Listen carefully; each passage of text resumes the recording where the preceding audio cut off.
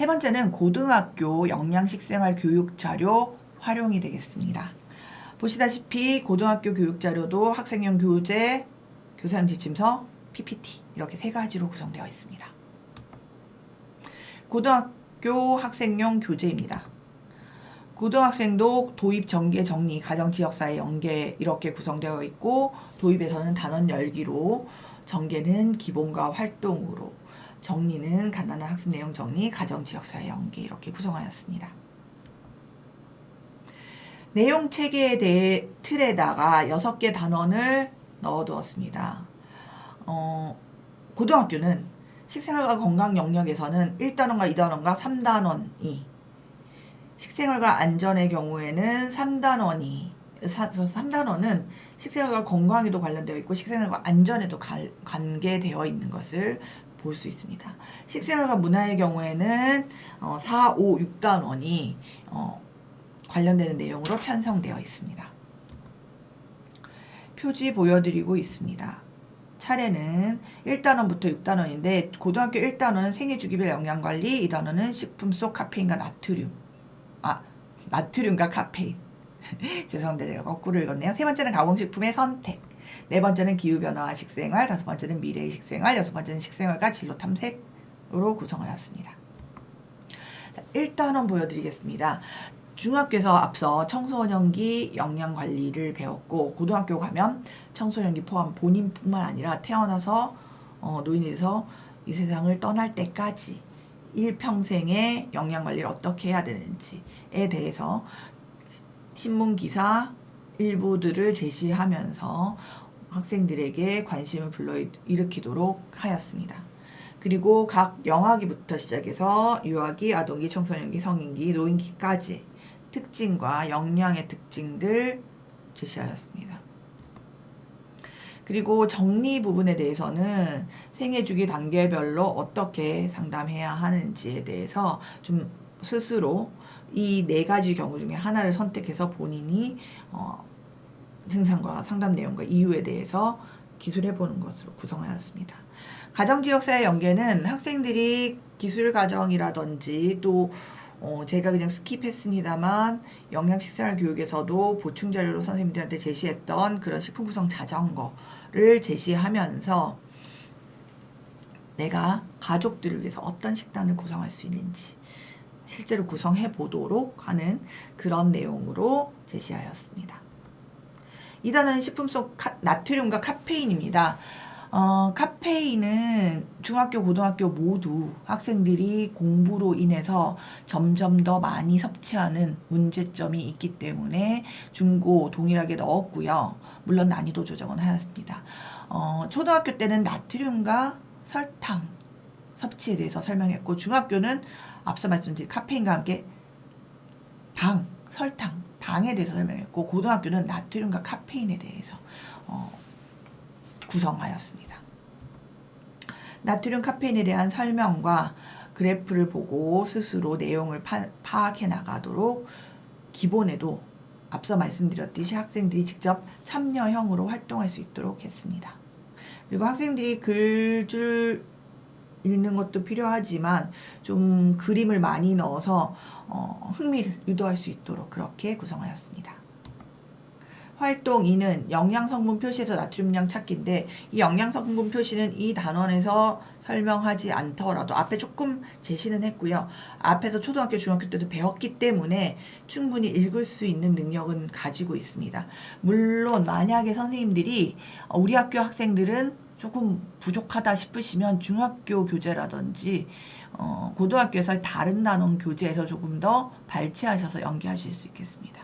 그리고 활동 3은 고카페인 식품을 실제 스스로 찾아볼 수 있도록 예시를 주고 진행하고요. 그것뿐만 아니라 선생님들이 좀 더 활용하자면 학생들에게 이렇게 고카페인 음료수들 가지고 와서 실제로 본인이 즐겨 먹는 거에서 직접 찾아볼 수 있게 하실 수도 있을 것 같습니다.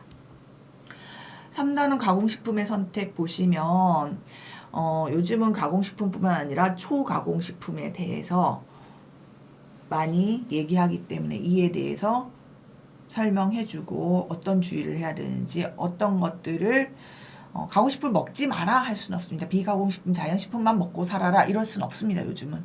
그러면 어떻게 내가 현명하게 선택할 것이냐에 대해서 정보를 주게 됩니다. 요 단원에서 간단하게 영양정보에 대해서 요약한 내용이 있기 때문에 앞서 말씀드렸듯이 카페인이라든지 그 단원에서 이 영양정보 읽는 것들을 활용하실 수 있겠습니다. 가정지역사회 연계는 마트에서 우리 집까지 건강한 식품 선택해서 어떤 정보들을 이용해서 우리가 식품을 사느냐, 그리고 우리 집에 있는 식품이 정말 냉장고에 들어있는데 괜찮냐, 냉장고가 안심할 수 있는 무조건 100% 보증하는 보험이냐, 아닐 수 있다는 거죠. 그런 것들을 이제 찾아볼 수 있도록 했고요. 읽을 거리, 역사 이야기들로 학생들의 호기심을 풀어내도록 하였습니다.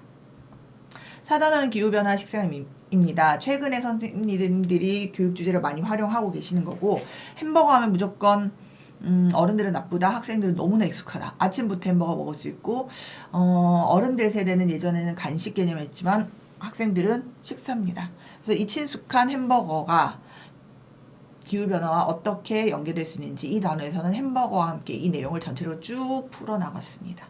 그래서 햄버거에 들어있는 패티, 고기부터 채소, 빵까지, 게다가 포장지까지 기후변화와 관련성을 지어서 풀어냈습니다.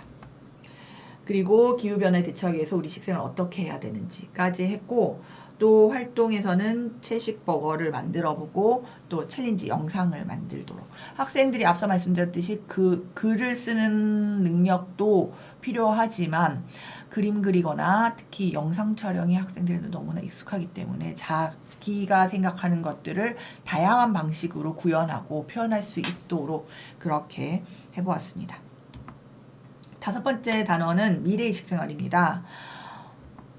미래에 닥쳐올 지금 풍요롭지만 미래의 식량난과, 그러면 그에 대한 해결책으로 업그레이드 되거나 문제가 되는 걸 해결하고자 미래의 식품 산업을 어떻게 갈 것이냐에 대한 부분들을 제시하였습니다.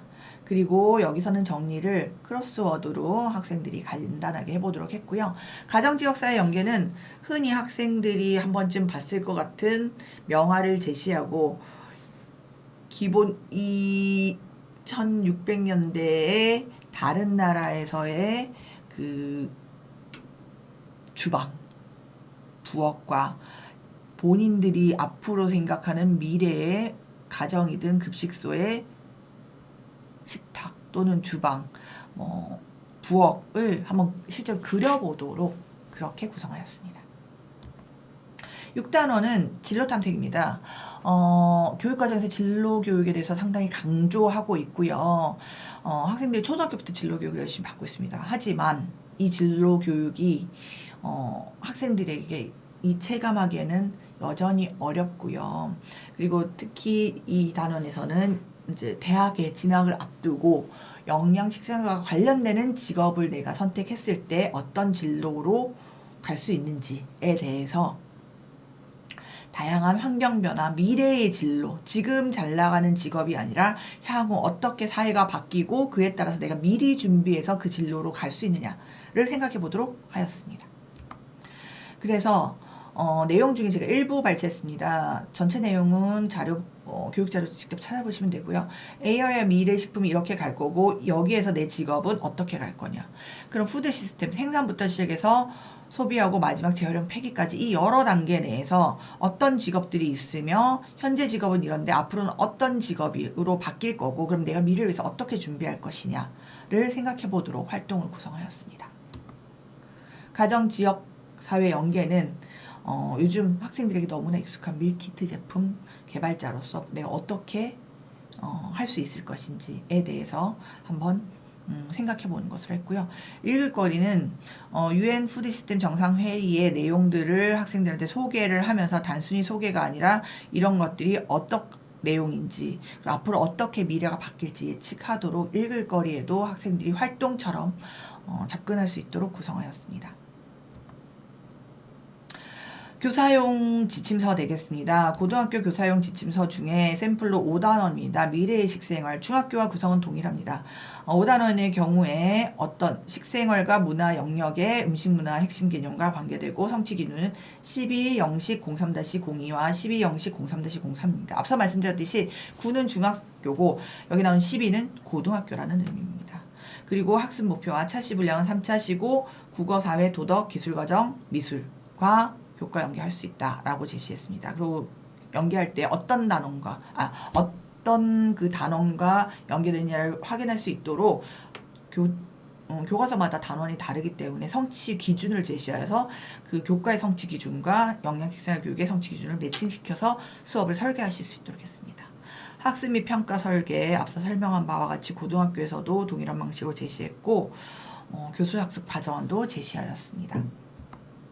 차시 구성 이 단원도 3차시로 하였는데 첫 번째 차시는 생각 열기, 미래 식생활 생성해보면서 기본 1과 활동 3을 연결해서 그리고 읽을 거리까지 해서 1차시를 진행하고 2차시는 기본 2와 활동 2, 그다음에 정리로 3차시는 활동 3과 가정, 지역사회 연계로 이렇게 구성하도록 제안했고 이 또한 선생님들이 마음껏 재구성하셔도 좋습니다. 교수학습 활동 및 평가는 각 단원의 내용들을 제가 캡처하고 밑에 선생님들이 참고할 내용과 학생들이 예상되는 질문이나 멘트 등을 제시하였습니다. 선생님들이 발문을 하셨을 때 수업을 진행했을 때 어떤 부분을 주의해야 되는지 유의사항도 함께 제시했고요.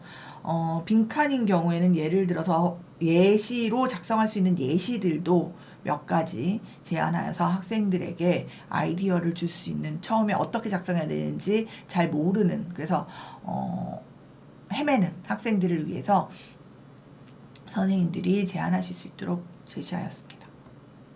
그리고 수학 분석 이용하라고 했기 때문에 수학 분석에 대해서 선생님들이 물론 다 알고 계시겠지만 수학에 대한 간단한 내용들도 제시했고요. 여기도 보시다시피 작성의 예시들을 모두 다 파란색 글씨로 표현했습니다. 크로스워드인 경우에 답이 필요하겠죠. 답도 제시했고 아까 명화에서 그림 그리는 샘플들도 선생님들 수업에 활용하시고자 하실 수 있도록 제시했습니다. 평가 과제에 어떻게 할 것인지 그 다음에 참고 선생님들이 참고할 수 있는 내용들도 함께 제시하고 수업 활용이 가능한 자료 목록들과 참고 문화 사이트들도 제시했습니다. 다음은 고등학교 수업용 PPT가 되겠습니다. 함께 보시겠습니다. 고등학교 영양식생활교육 PPT 중에서 제가 한 단원만 내용을 제시해 드렸습니다. 6단원입니다. 중학교와 마찬가지로 선생님들이 필요한 부분들 편집하시거나 추가하시거나 삭제하시면 되겠습니다. 책 내용 그대로 넣으면서 선생님들 수업에 진행될 수 있도록 내용들을 풀어나가도록 구성하였고요. 그래서 그 평면적인 교재의 내용을 약간 입체적으로 그 다음에 시간차를 두어서 수업할 수 있도록 이렇게 제시하였습니다. 선생님들이 어떤 선생님들은 이렇게 애니메이션 효과라든지 또는 그 시간차로 그 이미지가 제시되는 걸 좋아하는 선생님들이 계시고요. 그대로 다 보여주고 설명으로 풀어나가는 걸 좋아하는 선생님들도 계셔서 PPT는 모두 PPT 형태로 다 제공해 드렸기 때문에 선생님들이 원하는 방식으로 진행하시면 되겠습니다.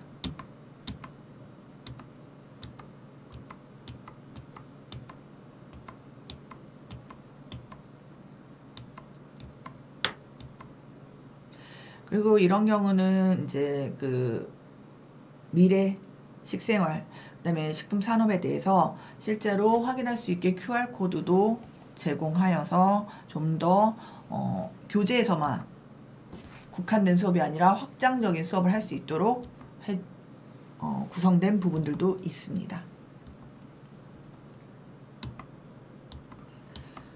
그래서 학생들이 실제로 이런 식으로 예시적으로 쓸 수 있다는 걸 보여주고 있고, 실제로는 선생님들이 학생들이 쓴 것들을 내용을 또 종합해서 수업에 하실 수도 있을 것 같습니다.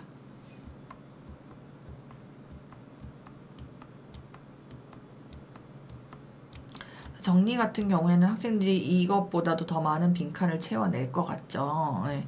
그리고 예를 들면 여기서도 고령사회를 한다면 이렇게 된다라고 학생들한테 보여주고, 학생들에게 여러 가지 마음에 드는 주제를 가지고 선택해서 할 수 있다. 한번 해보자 라고 샘플로 보여줄 수 있을 것 같습니다. 고등학교 영양식생활 교육 자료 개발에서도 많은 분들이 함께 해주셨기 때문에 이렇게 이번에 좋은 자료가 현장에 배포될 수 있을 것 같습니다. 이상으로 중학교, 고등학교 영양식생활 교육 자료에 대해서 어떻게 활용할 수 있는지 설명드렸습니다. 선생님들 소중한 시간 할애해서 같이 들어주셔서 감사합니다. 부디 이 자료가 선생님들의 학교 현장에서 영양식생활 교육을 하시는데 도움이 되시기를 간절히 기대합니다. 감사합니다.